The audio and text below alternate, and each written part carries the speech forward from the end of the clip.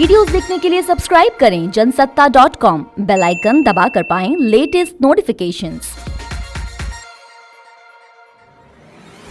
श्रमिक स्पेशल ट्रेनें सुर्खियों में हैं क्योंकि उनका रूट अजब तरीके से चेंज किया जाता है, जिसे रेलवे तर्कसंगत बताता है। इन ट्रेनों में मुसाफिरों को ना तो खाना मिलता है और ना ही पीने का पानी, जिससे वो जान तक गंवा रहे हैं। लेकिन केंद्र और राज्य सरकारें आंखें मूंदे हुए हैं क्योंकि मजदूरों का दर्द किसी को नजर नहीं आ रहा है। इन्हीं दर्दनाक हालात के बीच पी आनंद ने श्रमिक स्पेशल में 24 घंटे का सफर तय किया। वो गुजरात के गांधीनगर की सेंट्रल यूनिवर्सिटी से पोस्ट ग्रेजुएशन कर रहे हैं और श्रमिक स्पेशल से अपने घर हैदराबाद जा रहे थे। आपको बता दें कि आनंद इंडियन एक्सप्रेस में इंटर्न रह चुके हैं। इस रिपोर्ट में हम आपको सुनाएंगे आनंद की पूरी कहानी।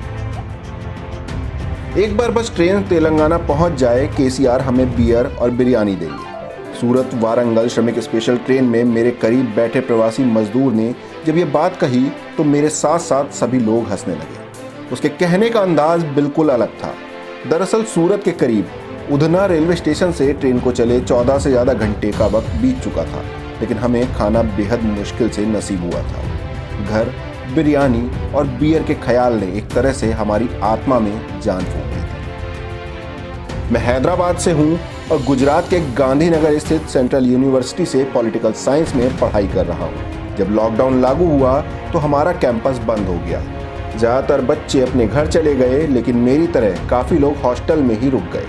कैंटीन बंद होने के कारण खाना मिलना काफ़ी मुश्किल हो चला था। हॉस्टल में हम 3 लोग तेलंगाना से हैं, मैं, मेरा बैचमेट और एक पीएचडी स्टूडेंट। हम तीनों ने घर जाने का फैसला कर लिया। हमने गांधीनगर में नोडल अफसर से संपर्क किया और सूरत के उधना से 23 मई को वारंगल जाने वाली ट्रेन में अपने लिए सीट बुक करा ली। 23 मई को सुबह 5:45 बजे हमने हॉस्टल छोड़ दिया। गांधीनगर के डिस्ट्रिक्ट कलेक्टर ने हमें अहमदाबाद पहुंचाने के लिए गाड़ी का इंतजाम किया।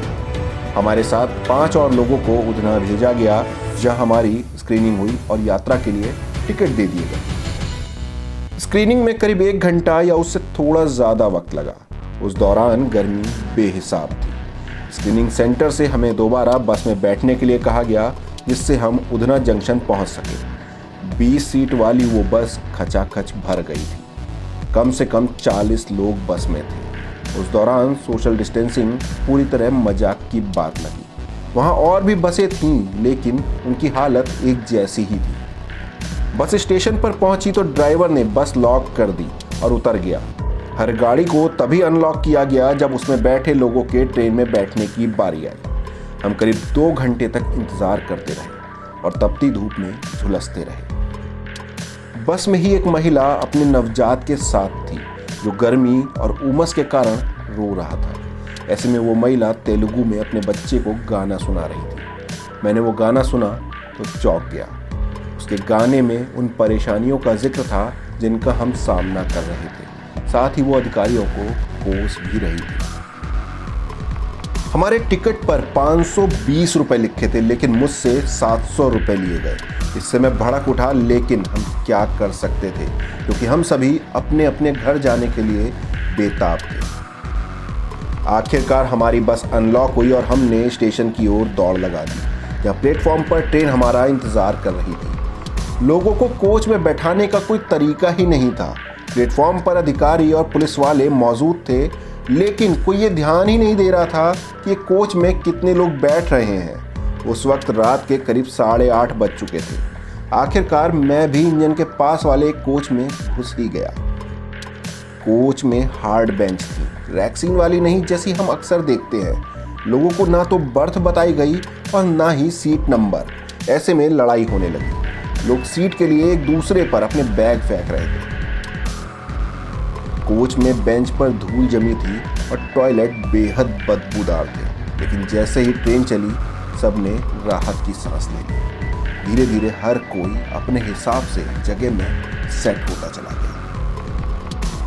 मुझे खिड़की वाली एक सीट मिल गई। मेरे दोस्त मेरे साथ ही बैठे थे। हमारे सामने ही एक ग्रुप सीट को लेकर लड़ रहा था।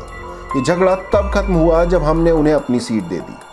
कोच में 3 की सीट पर 5 से 6 लोग बैठे हुए थे, जिसने मुझे एक बार फिर परेशान कर दिया। मुझे लगा कि क्या होगा अगर मैं बीमार हो गया तो, अगर मेरा कोविड-19 टेस्ट पॉजिटिव आया तो। इन हालात में सफ़र करके मैं अपने परिवार को तो खतरे में नहीं डाल रहा था। ऐसे तमाम सवाल मेरे ज़हन में घूम ही रहे थे कि कोच में अचानक खाने की खुशबू आने लगी। यूनिवर्सिटी से हमें थोड़े बहुत स्नैक्स मिले थे, लेकिन वो काफ़ी पहले ही ख़त्म हो गए थे। कोच में रवि नाम का एक युवक सफ़र कर रहा था। वो सूरत में टेक्सटाइल का काम करता था, वो ही सबको खाना दे रहा था। उसने हमें भाव विभोर कर दिया। डिनर के बाद लोग आसपास ही बैठ गए और बातें करने लगे। अब सभी सीट को लेकर हुई लड़ाई भूल चुके थे। अधिकतर लोग अपने घर और परिवार की बातें कर रहे थे, लेकिन सबको चिंता थी कि तेलंगाना पहुंचने के बाद क्या होगा। क्या हमें घर जाने दिया जाएगा या हमें इंस्टीट्यूशनल क्वारंटाइन होने के लिए कहा जाएगा। तब तक सोने का वक्त हो चला था, जिसे जहां जगह मिली वहीं पसर गया। कुछ सीटों के बीच वाली जगह में सो रहे थे तो कई सीटों के नीचे थे, बाकी अपनी अपनी सीटों पर सोने लगे। मैं और मेरे दोस्त काफ़ी देर तक बातचीत करते रहे। इसके बाद हम अपनी अपनी सीट पर ही सो गए। अब तक के हालात बेहद मुश्किल रहे थे, लेकिन हैदराबाद जाना और भाई व चाची से मिलना मुझे सुकून दे रहा था। दरअसल मेरे माता पिता महबूब नगर के गांव में रहते हैं। दिन निकल आया। हमारे कोच में ही 2 वॉशरूम थे, जिनके लिए एक बार फिर लोग लड़ रहे थे, लेकिन दोनों ही वॉशरूम इस्तेमाल करने लायक नहीं थे। वो चौक हो चुके थे और बदबू के मारे बुरा हाल था। सुबह 9 बजे हमारी ट्रेन महाराष्ट्र में अकोला रेलवे स्टेशन पर रुकी। अफसर लोग प्लेटफॉर्म से ही केले और पानी की बोतल कोच में फेंक रहे थे। एक बार फिर मुसाफिरों में हाथापाई हो गई। मैं हैरान था कि अधिकारी हमारे साथ इस तरह व्यवहार कैसे कर सकते हैं। मैं बेहद अपमानित महसूस कर रहा था। कुछ देर बाद ट्रेन दोबारा रुक गई। ये रमज़ान से पहले वाला दिन था। कुछ स्थानीय लोग ट्रेन में आ गए। वो बिस्किट और चावल के पैकेट दे रहे थे। कुछ लोगों ने हमारी बोतलों में पानी भर दिया। उनकी मदद ने हमारी तकलीफ कुछ हद तक कम कर दी। दोपहर 12:30 बजे हम बल्हार शाह रेलवे स्टेशन पहुंच गए। रेलवे अफसरों ने हमें लंच दिया, जिसमें करीब 100 ग्राम खिचड़ी और पानी की बोतल थी। ये सभी सामान खिड़की के रास्ते दिया गया और मुसाफिरों में एक बार फिर झगड़ा हो गया। शाम 6:30 बजे हमारी ट्रेन आखिरकार वारंगल स्टेशन पहुंच गई। मेरे साथ ट्रेन में सफर करने वाले अधिकतर दिहाड़ी मजदूर थे। इसके बावजूद मैं खुद को अलग समझ रहा था, लेकिन जैसे ही हम ट्रेन से बाहर निकले तो हालात एक जैसे ही थे। सभी बेहाल और परेशान। बस हम किसी तरह अपने घर जाना चाहते थे। ट्रेन का सफर खत्म होने के बाद भी हमारी स्क्रीनिंग हुई, जिसमें करीब 1 घंटा लग गया, लेकिन ये वक्त मुझे काफ़ी लंबा लग रहा था। इसके बाद मेरे हाथ पर क्वारंटाइन स्टाम्प लगाई गई और हैदराबाद के लिए स्टेट ट्रांसपोर्ट की बस में बैठा दिया गया। मैं रात करीब 10:30 बजे घर पहुंचा। मैंने अपने भाई को बुलाया, उसे क्वारंटाइन प्रिकॉशंस के बारे में बताया जो उसे हर हाल में करने थे, और मैं घर के बाहर ही लेट गया।